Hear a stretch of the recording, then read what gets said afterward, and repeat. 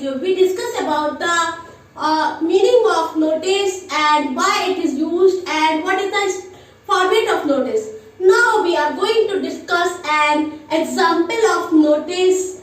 Hello Smarties, let's welcome to my channel Excel English basically. Today, as I promised, I am going to show how to write a good notice so that you can get full marks in the exam. Let's see. As the head boy of your cultural society of school, just write a notice in not more than 50 words regarding the blood donation camp which is going to be organized in your school very soon. तो आज आपका question है कि एक blood donation camp आपके school में organise होने वाला है और आप स्कूल के हेड बॉय हैं, तो कल्चरल सोसाइटी की तरफ से आपको अपने स्कूल नोटिस बोर्ड के लिए एक नोटिस ड्राफ्ट करना है। तो चलिए हम एक एग्जाम्पल यहाँ पर देख लेते हैं, उसके बाद मैं आपको लॉस्ट टाइप का भी नोटिस यहाँ पर डेमोन्स्ट्रेट करके दिखाऊंगी। मैंने आपको बताया था फॉर्मेट में सबसे पहले आ जाएगा नेम ऑफ द ऑर्गेनाइजेशन। तो हम कुछ भी ऑर्गेनाइजेशन का नेम ले लेते हैं और ऑर्गेनाइजेशन का नाम हमेशा सेंटर में आता है। मैं यहाँ पर लिखती हूँ DSBN सीनियर सेकेंडरी स्कूल। मान लीजिए ये मैंने एक ऑर्गेनाइजेशन का नेम ले लिया। उसके बाद में हेडिंग आएगी, जो हमारा मेन है वो है नोटिस। इसको कोशिश करें कि आप कैपिटल में लिखें जिससे कोई भी आता जाता इंसान इसको इजीली देख सके कि ये नोटिस है। आएगी हमारी डेट जो कि लेफ्ट साइड में आ जाएगी। मैं आज की डेट यहाँ पर मेंशन कर देती हूँ 4 Jan 2023। अब नोटिस के जस्ट नीचे सेंटर में यहाँ पर डेट के बाद में आ जाएगा हमारा जो मेन है, हमारा जो इवेंट है जिस रिगार्डिंग हम नोटिस कर रहे हैं, नोटिस का subject.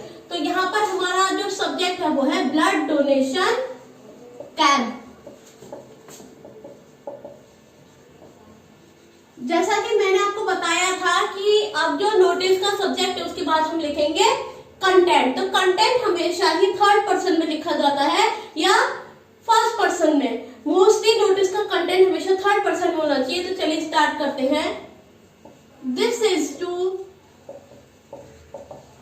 inform that our school is going to organize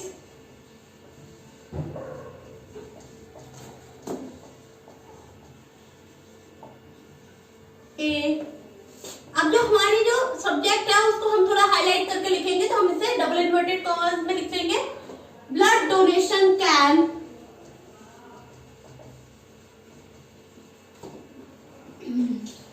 I'm sorry for the inconvenience you are facing on। अब आज की डेट क्या है? 4 जनवरी है। तो हमें हमेशा डेट जो देनी चाहिए, जो हमारा नोटिस होना चाहिए, कम से कम 1 वीक पहले तो होना ही चाहिए और अगर हो सके तो 15 दिन पहले कर देना चाहिए। तो मैं यहाँ पर 15 Jan को ऑर्गेनाइज करा लेती हूँ जिससे कि कम से कम 10 दिन पहले स्टूडेंट्स को पता रहे। अब डेट आ गई, अब आएगा time. On 15 Jan 2023 at time के लिए हमेशा एट का यूज होता है 3:30 PM इन स्कूल ऑडिटोरियम। उसके बाद मैंने वेन्यू मेंशन कर दिया school auditorium. Please participate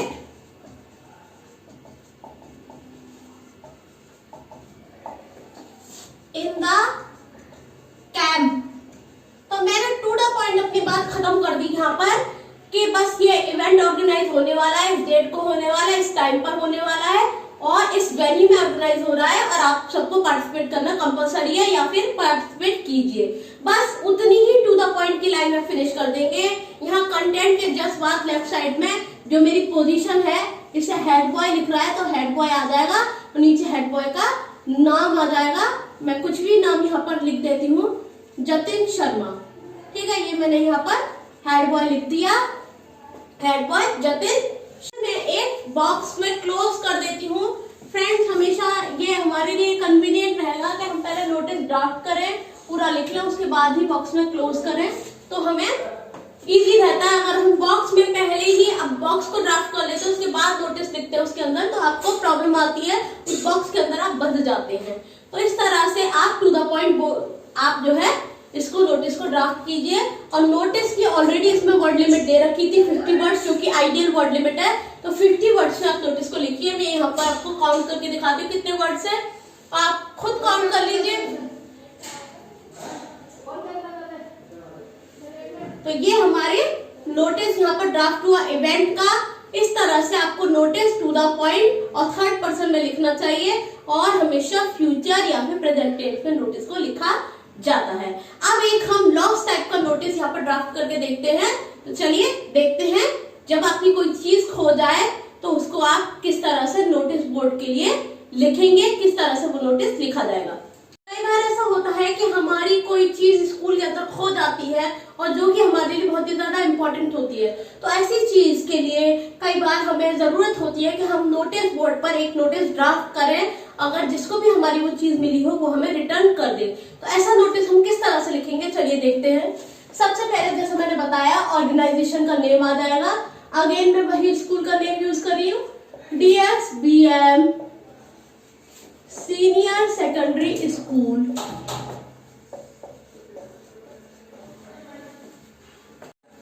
DSBM senior secondary school, ये मैंने ऑर्गेनाइजेशन का नेम दे दिया।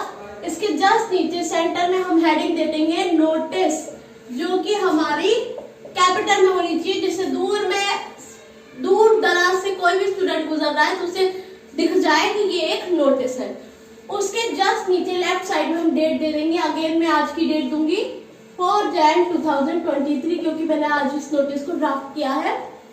उसके बाद क्योंकि हमारी कोई चीज खो गई है जो कि हमारे लिए बहुत ज्यादा वैल्यूएबल है, बहुत इंपॉर्टेंट है, तो ऐसी चीज के लिए हम कई बार इस तरह से लिख देते हैं लॉस्ट लॉस्ट लॉस। ये तो लिखेंगे ही, साथ में अपना सब्जेक्ट भी इसके नीचे देंगे। सब्जेक्ट मान लीजिए कि मेरा पेन पेंसिल बॉक्स खो गया है, तो मैं सब्जेक्ट पे दे दूंगी पेन पेंसिल बॉक्स लॉस्ट। ठीक है, ये भी ज्यादातर कोशिश करिए कि इसके जो पहले वर्ड है वो कैपिटल में हो, जिससे कोई भी कहीं से भी निकले नोटिस बोर्ड पर उसे दूर से ही दिख जाए कि नोटिस का सब्जेक्ट क्या है। अब यहाँ पर कंटेंट जो आएगा अगेन सेंटर में आएगा। कोशिश करें कि जो नोटिस की स्टार्टिंग है वो इस तरह से हो, दिस इज टू इन्फॉर्म। इस तरह से जो होता है वो थर्ड पर्सन में ऑलरेडी आता है notice. That I am a, जो आपकी क्लास है वो क्लास मेंशन करिए। I am a student of class 9th A. I have lost my pen pencil box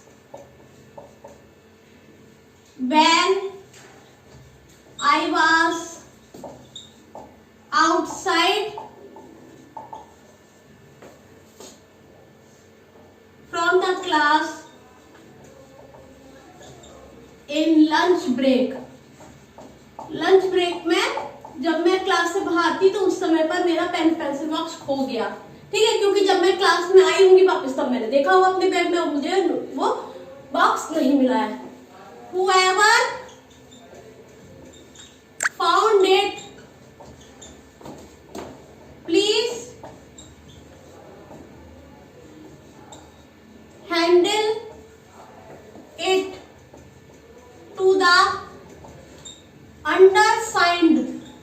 अंडरसाइंड का मतलब जो भी पर्सन है जो ये नोटिस ड्राफ्ट कर रहा है उसको ही वापस कर दिया जाए। इतनी ही आप टू द पॉइंट वाली लैंग्वेज में इसको लिखिए। उसके बाद आप चाहें तो इसमें ये मेंशन कर सकते हैं KitKat is promised as a reward. अगर नहीं चाहें तो मत करिए, अदरवाइज तो वो एक डोनेशन टाइप की लगती है, इसलिए कोई इसकी नीड नहीं है। जो रिस्पॉन्सिबल लोग होते हैं वो बिना डोनेशन के भी आपको वो आपकी चीज को वापस कर देंगे। इतना करने के बाद लास्ट में आप फिर आ जाएंगे, आपका जो नेम है वो यहाँ मेंशन करेंगे, क्योंकि आपका हेड बॉय हेड गर्ल नहीं है, आपका नाम है शीतल सिंह।